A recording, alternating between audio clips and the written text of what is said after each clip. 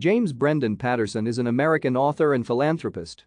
Among his works are The Alex Cross, Michael Bennett, Women's Murder Club, Maximum Ride, Daniel X, NYPD Red, Witch and Wizard, and Private series, as well as many stand-alone thrillers, non-fiction and romance novels. His books have sold more than 300 million copies, and he was the first person to sell 1 million e-books. In 2016, Patterson topped Forbes' list of highest-paid authors for the third consecutive year, with an income of $95 million. His total income over a decade is estimated at $700 million. In November 2015, Patterson received the Literarian Award from the National Book Foundation, which cited him as a passionate campaigner to make books and reading a national priority.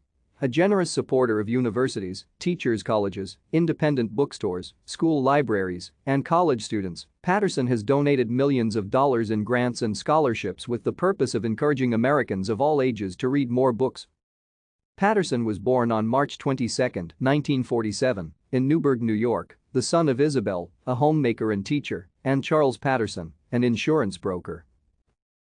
Thank you for watching.